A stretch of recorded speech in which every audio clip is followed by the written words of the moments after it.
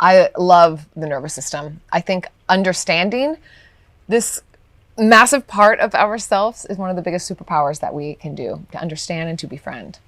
And our teacher trainings at the Mindfulness School, asana and embodiment, and lots of nervous system literacy. It is so foundational, not only for being a space holder, a facilitator, but just being a human in the world.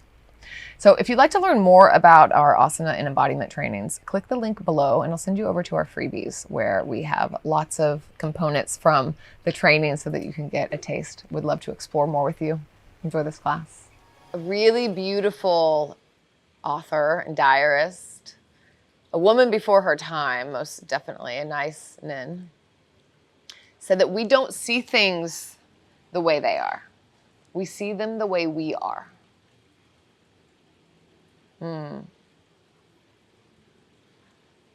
That we have this filter, we have this subjective filter on an objective world.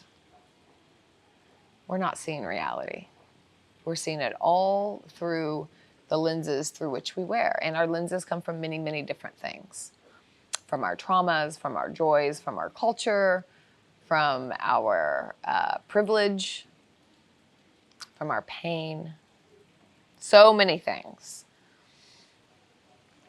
Also from our nervous system. A massive one comes from our nervous system. So, Polyvagal theory, I love it. I'm not going to go into the whole kind of theory here. I have other videos on that, so you can look through the playlist. But just a very, very quick rundown here is that we have three main lenses of our nervous system. And depending on what lens we're wearing, what lens we're looking out to the world from, that determines the way that we perceive the world. It really changes our reality. Doesn't change the reality, it changes our reality. Deb Dana, one of my favorite people who work on polyvagal theory,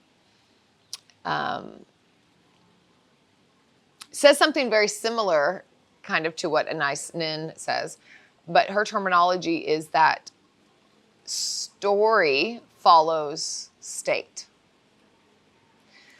So the story that we create about the world comes after the state of our nervous system, or the state of our nervous system determines the story of our world. Story follows state. State first, yeah? But often we get caught up in story because that's the most seductive piece. And when we know this, that really shifts a lot. We get to have like some beta. We get some more information on what happens prior.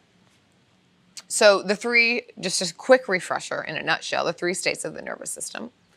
And I like to use the light system. We'll use a color system here for this. Is that green is ventral. This is when everything is open, possible. I can communicate. I'm curious. I'm compassionate. I want to connect. Red, and then we see, this is when the body feels safe. Yeah. And then whenever threat comes, we have two different ideas about which way to go. Within each two of these different states, there's lots of different nuance within them. But one of them is that we mobilize. We get all this energy and it's like, oh, which way do I go? And this is the yellow. So imagine like at a traffic light, you go forward or you go back, you stop, you're like, what do I do? It's kind of like this frenetic energy. If I have this energy, but I'm not sure what to do with it. We could run, we could fight, we could, get out of there. We could get bigger. We could, start strategizing. We could do all these different things, but it's a mobilized energy to evade threat or perceived threat. Yeah.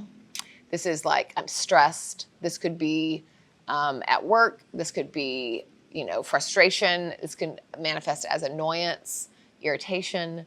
It can manifest as terror, lots of different ways, but it's a mobilized energy. It's a big energy in some way. And then another way that we can do, if we don't think that that's going to work, then what happens is that we shut down. And this is another survival strategy. And so this is our red. This is shutting down, collapse. This This is when the energy is depleted. And we shut down. We shut off. Yeah. So it's a different version of protection. Yeah. So depending on which one of these that we're in determines, the way that we see our world. And the tendency is that the brain works in patterns. So we tend to do the thing that we always did. So if we have a history of safety, we tend to probably bounce along through the world a little easier. If we tend to have lots of things that have put us into sympathetic, that might be more of our pattern. Or collapse, maybe more of a pattern. Red may be more of a pattern, yeah? So it's just good to know this. It's good to know what tends to be familiar for us, because then we know that we're kind of have a bias one way or the other. And then also we know how to, we can begin to learn how to get back to green, because we have to know where we are. It's like in Google Maps. You can't figure out where you want to go, which we want to go to green. We don't want to always stay in green. You don't always want to stay there because you need these protective mechanisms. They're good. But the issue is that oftentimes we get stuck there.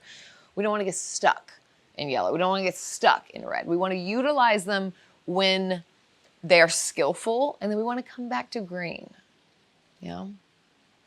So just want to do a little exercise around noticing what states are familiar, so that you get an idea of the way that you perceive the world. And then we'll do a little bit of inquiry as well. So first, let's do some sighs. I like to do the sighs to get a visceral, embodied somatic response to these different states. So close your eyes or let them be heavy. And we'll do a little visualization, and then we're just going to do some sighs. We just want to feel the energy of the sighs. Yeah? So first, green. I want you to imagine that you're just having a good day. This isn't like the best day ever. It's just a good day, and there's nothing on your to-do list. You get to kind of pick, like, do you want to go for a walk? Do you want to read a book? Maybe you want to eat a chocolate cake, like whatever. It just feels really kind of loose and open. And notice for a moment, does this feel familiar or does it not? And that's a really good inquiry. Does this feel familiar? Might clue you in to whether you're here very often. And if you're not, that's fine, but just imagine that you are. And then I want us to sigh from this space. So take a deep breath in. And then a big sigh. Maybe it sounded like mine did, maybe it didn't, but a couple more times.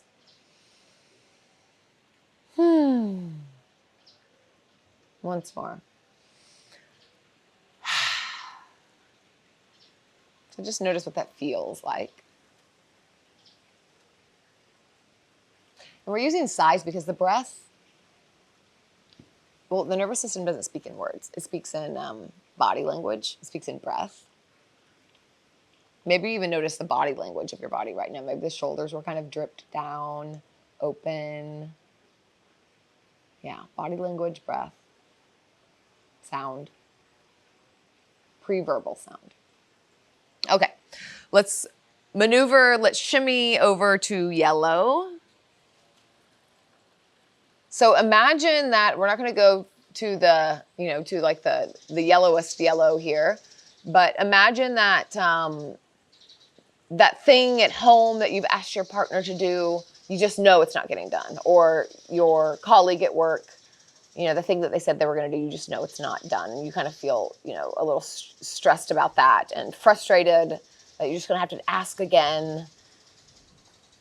Maybe it's something like that. Or maybe there's something that is stressing you in your life right now that you can bring up, that it kind of makes the shoulders tense a little bit. The heart might close down just a bit, like close off physically. My eyes often get a little squintier, like I'm suspicious. But kind of bring up a story so you can feel it. And then let's sigh from this place. So inhale.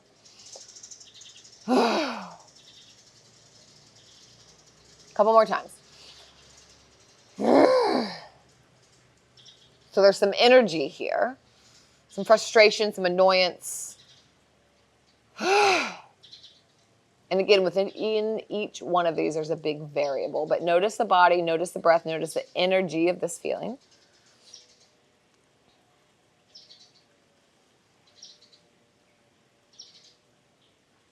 And then let's go into red. So red, this energy, it's almost like this energy of like, oh, I need to like do something to get this done. I'm gonna have to make this happen. All of a sudden it just deflates. And it's like, you know what? Not even worth it. It's hopeless. Just whatever. And you just shut down, like whatever. It's just not even, and it's not like a whatever that's still a mobilized energy. It's just like, you know what? Done, I'm done, whatever. The voice normally gets quiet. There's kind of a collapse in the body. Deflation is a really good word. So on the spectrum, this can go all the way into like a disassociation, but we're not going to go there for this exercise. You're just going to go into a little bit of this sensation of deflation and hopeless. And I want you to sigh from this space. And there's normally not a lot of energy here. Normally not a lot of sound even. But inhale. A couple times. Inhale and sigh. Once more. Notice the body language. Notice the energy. And notice if this is familiar or not.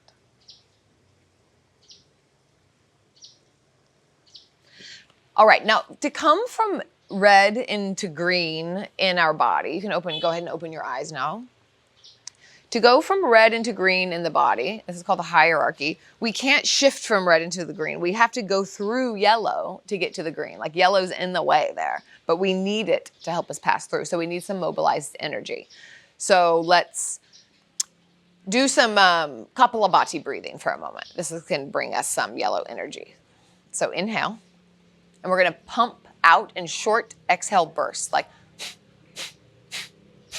you're fogging up the window coming out, blowing out the nose, okay? Inhale.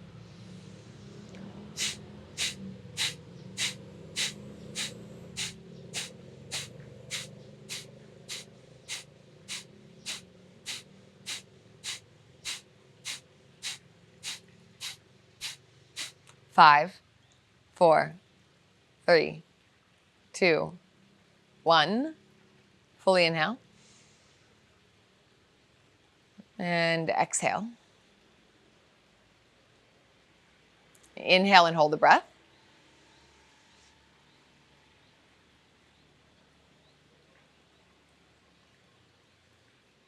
And exhale, shake it out and just get some movement in the body. Just wiggle that out. Just another note that if you do find yourself in red for any reason, that you do need to come back through yellow some way. And there's lots of different ways to do that, but that helps us kind of get back to green. So bring back that thought, that feeling, that sensation of green. Maybe close the eyes down, maybe even a couple sighs here, but back to where like, this is good.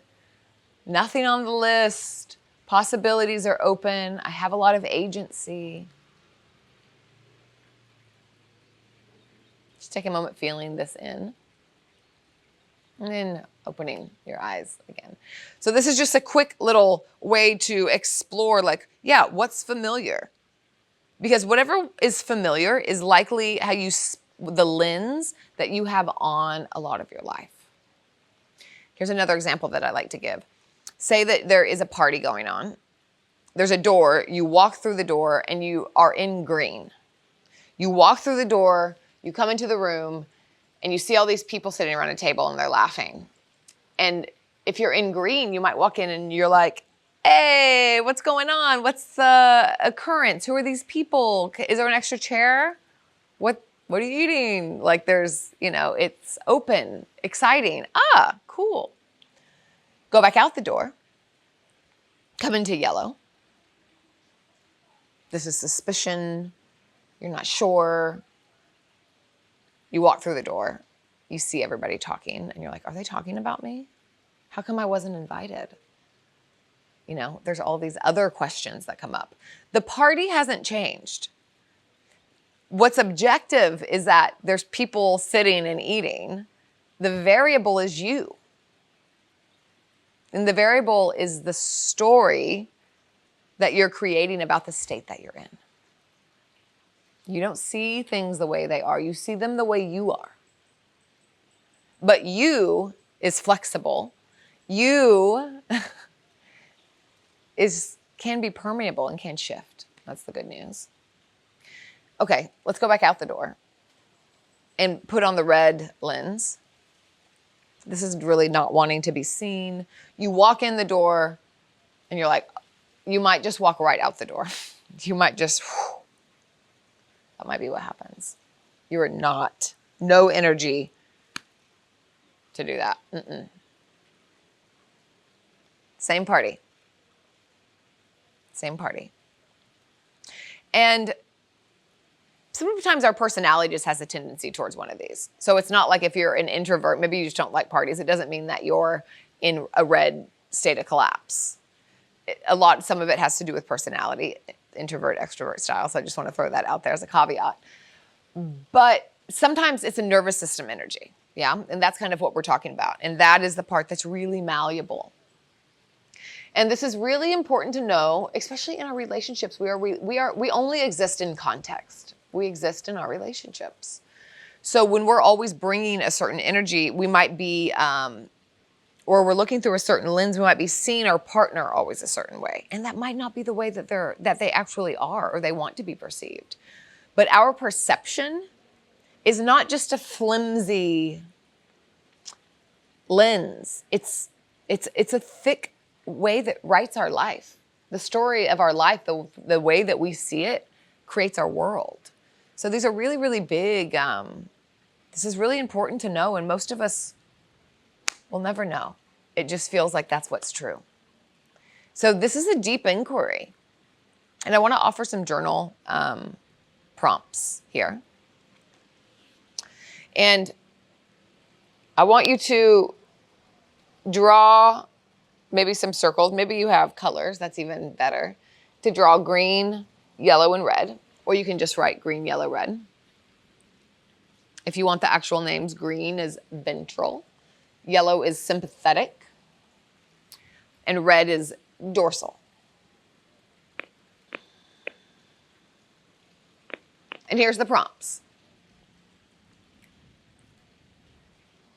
So we kind of had a little imagination of like when you're in green, what green feels like. And the prompt is, when I'm in green, I am.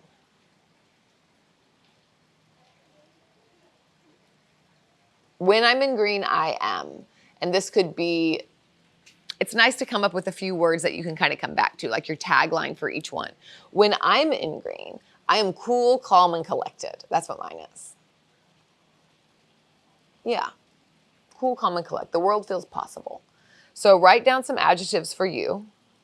What does it feel like when you're in green?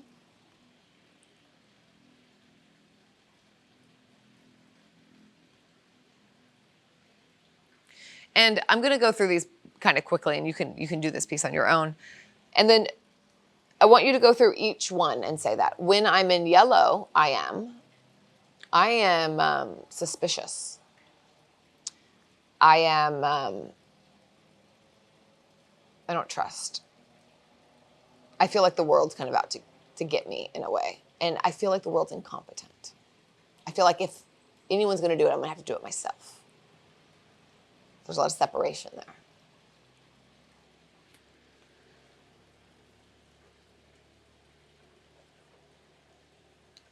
And then red, when I'm in red. And mine is, I am deflated. I've got nothing left to give. It doesn't matter anyway.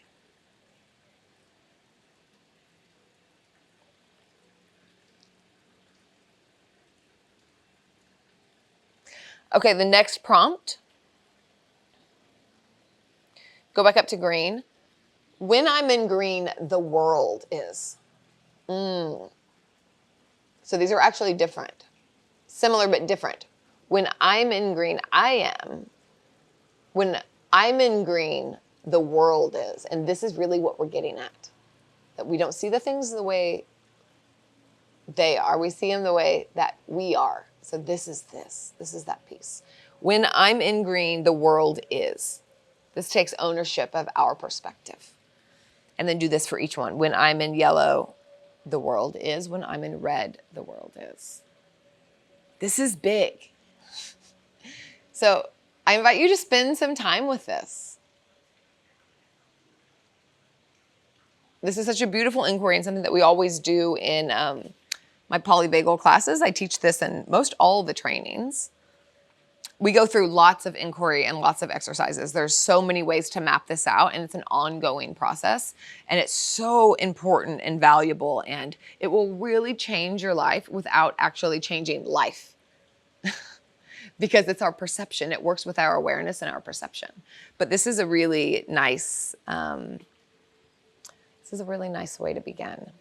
And check out the playlist as well. I have lots of different, kind of going into lots of different arenas of it. And yeah, keep poking around. Let me know any questions that you have. I'm going to keep putting out little parts in this series because this is very important. This is wildly important. It'll not only change your life, but it changes all of our relationships and our engagement and relationship with the world. I find this, can I compliment it and praise it anymore? Polyvagal theory forever.